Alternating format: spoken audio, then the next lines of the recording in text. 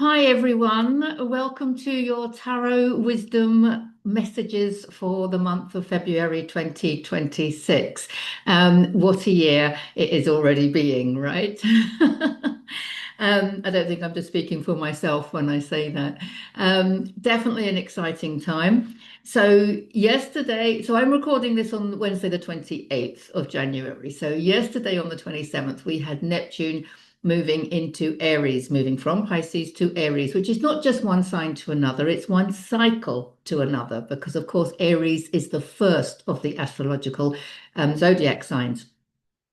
So Neptune is the ruler of Pisces, so it's very spiritual and flowy and it wants to dissolve things. And Aries, of course, is the I am. It's the sign of your identity and it's power. It's got an energy of power about it. So Neptune could be dissolving a lot of power structures.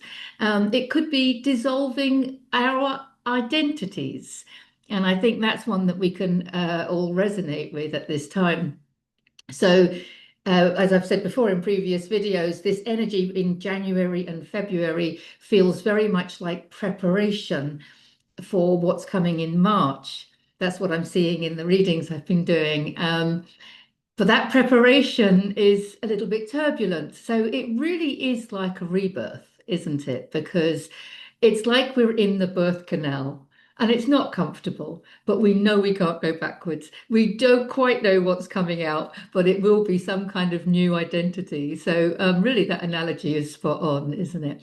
But also it's combined with the Chinese New Year coming in this February of the fire horse, which is coming on the heels of the snake. So, of course, the snake is shedding its skin for the fire horse to emerge. So, horses are already powerful. Fire, of course, is the element of Aries in tarot. So, it's bold and courageous, passionate, can get a little bit out of hand. So, definitely interesting energies going on. So I'm still getting in the readings I'm doing that March is bringing in some new action with that new identity that you now have or that you are creating, that you are rebirthing. So definitely exciting times. Neptune being very flowy. So I'm feeling a lot of up and down, up and down, up and down. So it's a little bit like that. And it really is. I know we say go with the flow. We say that a lot, but it really is go with the flow. It's like, just watch it, observe it, feel it. It could be frustration, it could be anger, it could be joy, it could be, peace, and it could be just moving, it's flowing because that's what the energies are doing. So there's nothing wrong. I often get people saying, oh, I'm feeling really low, there's something wrong. And it's like, no, no, it's just that the energies are flowing. Feel that low because then you'll enjoy when it goes up again. But it's almost like, I don't even want to say feel it and then enjoy the contrast. Can you enjoy the low as well? There's sometimes it depends on what level. And I know there's lots of things going on, and my heart goes out to a lot of things going on in the world, as always. But on some level now, sometimes we can find joy in the grieving. Sometimes we can find joy in the suffering because we understand that that suffering is leading us to something better. It's healing us on some level. Very often, when the body wants to heal itself, which it's doing all the time, right? Um, Sometimes things feel uncomfortable. A lot of the symptoms that we experience are actually the body healing itself. So although you're feeling uncomfortable, shall we say, there's actually joy in that discomfort because you know that the body is healing itself and everything is for your benefit. So yeah, it's kind of all good. So a little bit of what's new for me in this last month. I have joined the Heart Coherence Collaborative community. It's a school community, and I'm absolutely loving it. And it's a paid community. I'm going to put the link in the description of this video if you feel called to join with me. It's new. There are lots of big names there as well, but it's not about the big names. I see it very much as about we're just walking each other home. Who said that? Was it Rumi? We're just all walking each other home. There's a tremendous amount of support for everybody, just to express who they are, where they're at, and it's like we're all just helping each other navigate these times and find that coherence in our heart and in our energy field. And I think it's really beautiful. I'm going to be doing live tarot readings in the group once I've mastered the platform. It's all still a little bit new to me. There's lots of free content in there, of course. There are regular meditations and interviews and loads of people, some more famous than others. It's not about that, as I said, sharing their gifts, sharing their passions. And you know that if someone has a passion to share it, then you know that it's meant to be shared and therefore it's meant to be heard. So there is a lot of content in there. And I think in the future, there will be maybe some more paid content as well. I don't know. But I definitely recommend it. So the link is in the description. So I look forward to seeing you there. Okay, let's see what messages we have. What tarot wisdom? Thank you. Thank you. What tarot wisdom do we have? Thank you. Coming in for February 2026. Anything else? We've got three. Three is the magic number. And it looks like it wants to stay at three. They're face down. Anyone new to my channel, welcome. Lovely to have you here. Anyone not new to my channel, welcome back. I can feel the energy and the love. The cards are face down, which is totally bizarre for most people. Normally, readers are looking at them, kind of working out how they all go together. But for some reason, I like to have that little energy of, shock when I turn them over. So here we go. First card. I am so not surprised. I mean, you can't make this stuff up, can you? Well, of course, some people do, but you can't make this stuff up. So, what did I just say about the fire horse? The fire horse is coming in this month, Chinese New Year. It's not just a horse, it's a fire horse. Well, wands in tarot is fire for anyone that doesn't know. And knights are on horses. Look at that horse raring to go. This is our sign for March. We are raring to go. We've got this new identity coming in. That new identity could be us realizing gifts that we didn't know we have. That identity can be us realizing there are things that we want to do, things that we prefer to do, or people we prefer to be with. I mean, there's all sorts of realizations that are going on that are taking us to where we really want to be, or who we really want to be, I should say. But also, that new identity is the shedding of the snake skin. And it is that shedding of self-doubt. Or unworthiness, or it could be frustration, or grief, or whatever it may be. It's that shedding the old ways, the patterns, whether they be ancestral patterns, they could be just your own patterns, there could be addictions and things like that, that we're rising above. It's not about forcing any action here. If you force it, it doesn't last for long, does it? Because Power versus Force by David Hawkins, one of my favorite books, your power lies in your love. The love is in your expanded state of being. So you love yourself out of these habits and these patterns. And as you raise your frequency, those patterns will just fall away.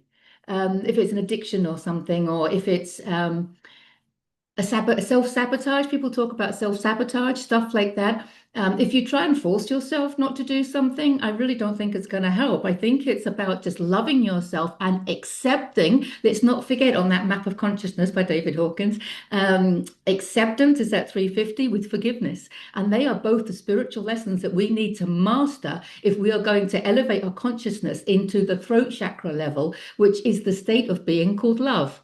Not just the feeling or the emotion of love, but the state of being called love. So acceptance is really important.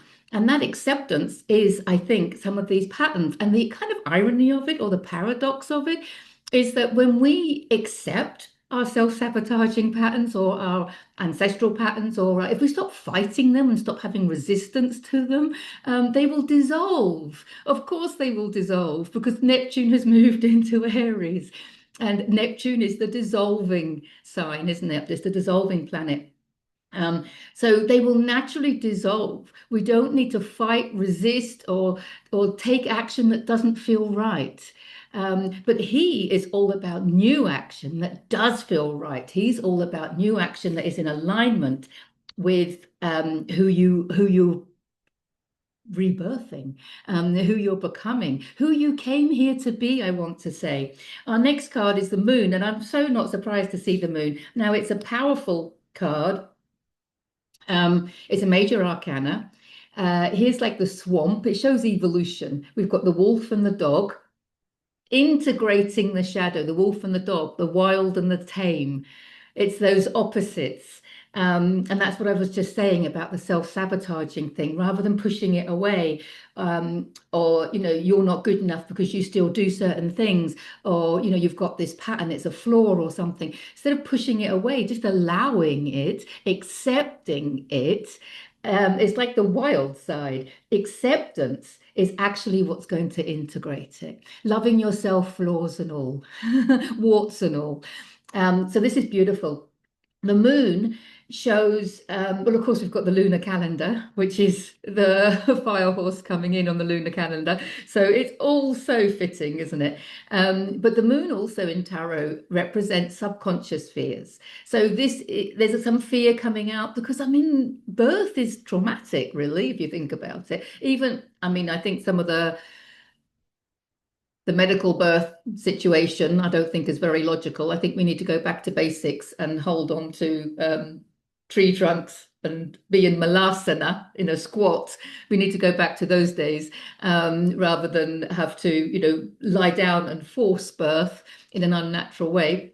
Well, that's another topic. But yeah, it doesn't have to be as traumatic as it could be. So this is subconscious fears coming up. Let's look at them from a place of love.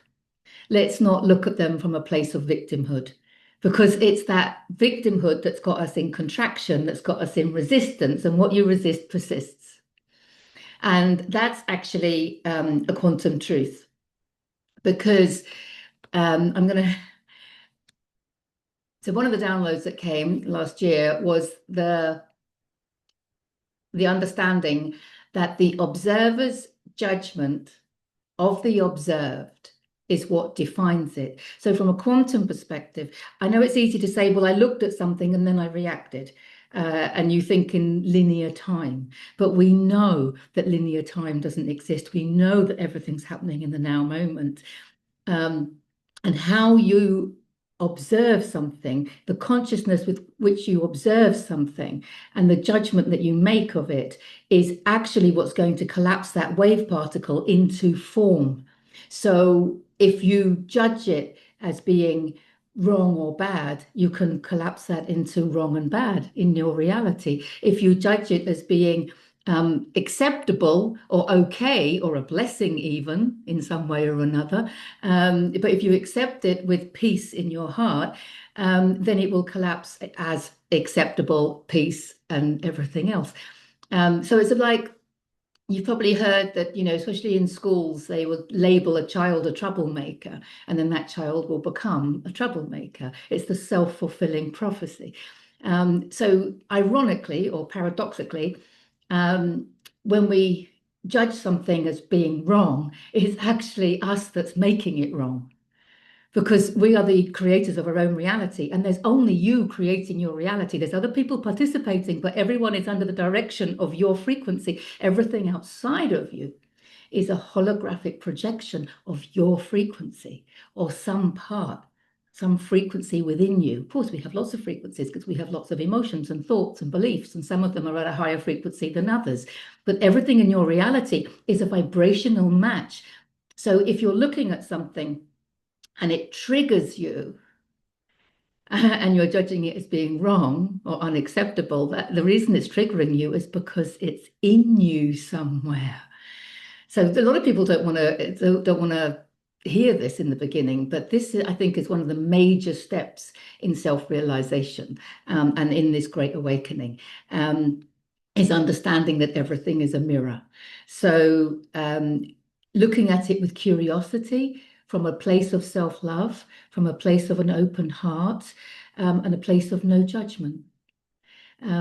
We can actually allow things to come into form more preferably.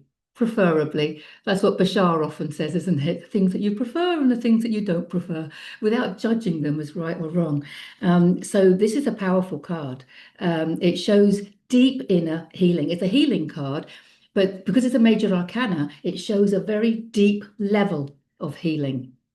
So, which is interesting because our last card is the Five of Pentacles. So this is interesting because the Five of Pentacles is a scarcity card. Pentacles is earth. It's typically money, business, finances, but because we're creating this new paradigm, this new earth, um, we're not focused so much on our abundance being financial. Of course, there's financial abundance as well. But what I'm trying to say is that, for example, if you have a business and your business is making a shed load of money, then it's considered to be a success, isn't it? Even if you are not happy, you are not healthy, or you are not in love, it would still be considered to be a success. And that's not the world that we want to create. We're creating an abundance whereby we're putting our joy, our happiness, our health, our understanding, and our love for ourselves, for our community, for each other, for life itself. We're putting that first. And with that comes financial stability. Obviously, there's financial stability as well. We obviously love, if we're loving everything, we're loving money as well. It's perfect.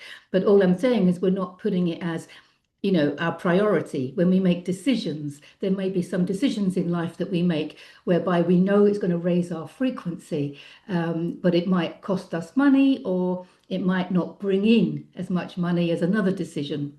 So it's about realizing that our objective always is to raise our frequency and to access that level, that state of love that I mentioned before. So Pentacles here is a lack of abundance in general, not just money, because, well, we can see from the characters in the picture that they are lacking health, of course, because they look injured. He's got crutches. They're lacking warmth, they're lacking food, and they're lacking money as well. So it's very much a lack card, but we know that the outside is a reflection of the inside. So if you are experiencing lack of money or lack of something, it's very often from, not always, but it's very often from scarcity thinking, because we know that it's our thoughts that create our reality. So if we have scarcity thinking, then we're going to create that scarcity in our reality. And this is about affirming, giving ourselves an identity, using our own affirmations and our own ability to install those affirmations in our subconscious by repeating them, or we can use certain healing modalities. I have one on my channel, the self-healing techniques section, how to reprogram your subconscious mind. There's some brain integration postures that are really, really powerful to use to help install those affirmations, because the affirmations are actually beliefs, aren't they? And we want to install them in our subconscious. In fact, in my latest book, Lessons in Awakening, I call affirmations quantum commands, because it's like I'm just going to command it. I'm not begging, I'm not asking for anything. I'm saying this is how it is. So it's a little bit more of a quantum command when you understand that we need to have that confidence behind what we're creating. So for me, the best affirmation that I want to share with this one, for this card, is galore, galore, I have everything I need and more. It's powerful, isn't it? I love it. I have to be honest, I nicked that from the lovely Sarah Landon. I have to give her credit. But I'm going to say it again because I love saying things 3 times. It's a magic number. So you can say it with me. Are you ready? Galore, galore, I have everything I need and more. And as you say it, you can feel the frequency in the cells of your body expanding. Can you feel that? We'll do it again one more time. Are you ready? Galore, galore, I have everything I need and more. Inhale. Exhale anything that is stopping you from believing it. See, it's a quantum command. We've commanded the frequency of abundance within the cells of our body, and it can only do one thing, create the abundance outside for us. So, wow, it can be really powerful. Just that 3 times, knowing that you're expanding your vibration into abundance. Okay, so yeah, use that one to stop any lack from coming in. But also with this card, also I want to say, don't draw attention to your weaknesses. Um, that doesn't mean hide them. Um, I don't mean hide them because obviously we're loving ourselves warts and all, and it's just coming on the heels of our addictions and self-sabotaging and all the patterns that we are releasing, but we're doing it through love and acceptance, and we're not doing it through resistance or judgment. Um, but what I want to say with this one about the weaknesses is also remember that if there's something that you're like not good at, if you feel like you're hitting your head against a brick wall, if you feel that you're making a really big effort to make, I don't know, some people limit themselves by saying I want to make a certain amount of money per month, or they set themselves goals, and then they don't achieve them, and then they feel like a failure. It's like I personally, I think it's best not to set goals. I know that sounds really counterintuitive, but I think it's actually very intuitive because when you set a goal, 9 times out of 10, you're setting your goal from a programmed mind. How much money does your ego want to make? How much, are you programmed to expect or what have you? Whereas when you understand that the universe will bring you an abundance, your birthright. It will bring you everything you need and everything you've ever dreamed of. It will bring you your soul's destiny, and it will bring you and we kind of, the soul's destiny is like the free will of your higher self. And you might think, well, I might not want to do that, but it's like, well, you do, because that's what you've chosen in this lifetime, which is why certain things make you feel excited that you didn't realize. Like for me, it's tarot. It excites me. But I didn't know that when I was younger. But finding these things that excite you, it's because it's in your blueprint to do those things. So when you do them, they feel so exciting and joyful that you want to do more of it. And then therefore you align more with your soul's blueprint and living your soul's destiny. Now, if you're trying to hit your head against a brick wall and you're trying to create something and it's just not happening, it could be that the timing isn't right, but it could also be that you're not meant to be doing it. And very often, why are you doing it? Because your parents told you to, society told you to, because it was some dream that you had some time ago, and before you realized who you really are. There's it's about realizing that your future lies in your strengths. What are you good at? What do you enjoy doing? And it's not about how it's received, remember, because there is only you. So it's not about how it's received, because all the people in your reality are a reflection of a part of you. So it's about how much do you enjoy doing it? So I used to get people coming to the garden retreat to do workshops, and they'd often say to me, "Oh, do you think your community would like this? Do you think your community would like that? Shall I do it this way for them? Shall I do?" And I would always say, "What brings you the most passion? What is the way that you feel most comfortable sharing stuff?" Because the answer is always do it that way. So everything is coming from within. So I think that message, because sometimes ending on a card like this, you might think, "Oh, but I don't see any of the cards as being negative. I see this as about just checking in with your self-talk. Are you creating some lack or limitation in your own self-talk? It's the scarcity self-talk that's going to bring it into your reality. So, and Pentacles is earth, it is materialism. So it comes into practical being. So it is a kind of, be careful what you wish for. I think maybe it's one of those. So going back to what I was saying about not setting goals, have an open mind, keep your goals on something like just loving, feeling joy, embodying the love that is, general vague things like that, but high frequency things like that.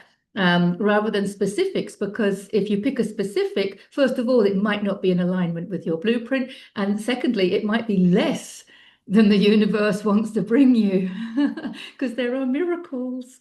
So let's let the miracles in. Let the miracles in by not focusing on the scarcity thinking and understanding that we can feel and affirm anything we choose, anything that feels right, anything that lifts us, anything that expands us. Um, Although if you say an affirmation and you're feeling lifted by it, it's because you're already in alignment with it. So actually, in that video I was saying on the in the self-healing techniques, I'll put a link in the description to that one as well. There is a whole list of affirmations in the description of that video, so you can go down them and you can feel as you say the affirmation. You know, if you feel uncomfortable, if it gets stuck in your throat, or if you read it and you think, oh, I wish that was true for me, then you know it's one that you need to install in your subconscious. Whereas if you read one and it makes you feel expanded and joyful, then you know you're already in alignment with it, because that's how it works. So yeah, this is about, yeah, find the affirmations that you're not in alignment with, the weaknesses, so to speak. And affirm, quantum command, like we've just done, saying it 3 times, really feeling the expansion within the cells of your body. Or if you want a little bit more help, use the video that I'm going to put in the description with the brain integration activities. It's like affirmations on speed dial. It will help you install and align with the frequency of those beliefs. So, wow, wow, wow. So what I'm liking about this is, yeah, we've got this fire horse coming in, but the other cards are really saying there's a depth to who we really are. And there are avenues to raise our frequency even more with this deep level healing card, integrating. You see, we've got the sun and the moon. There's kind of integrating the opposites, the yin and the yang, balancing the masculine and feminine, and all of that. And this is about really understanding that your thoughts create your reality. And it's not about pushing negative thinking down. It's not about denying it. It's not about pretending it's not there. That's not going to work, is it? We know that. And a lot of our programming is subconscious. We're not even aware that we have it. And that's all okay as well. I think it's about understanding it's all okay as it is, and not to give yourself a hard time, not to go searching for the healing, because there's no point. The healing is within you. The healing is actually at the end of the search. It's one of those paradoxes, isn't it? You've got to read all the books to remember that you don't need to read any books, although you can read this one. But you keep on searching and searching and searching and realize that everything that you were looking for was inside you all the time. It's one of those, isn't it? So anyway, have a fantastic February. Thank you for getting to the end of the video. I am so excited and looking forward to March as well. Let me know how you feel in the comments. Always lovely to hear from you. Sending you all so much love as always. Thank you for being on this journey. Thank you for, oh, I get emotional when I say this, but I feel this at the end. But thank you for helping humanity awaken and at this time of the Great Awakening. And thank you for your role in it all. Mwah, mwah, mwah. I love you all. Bye for now.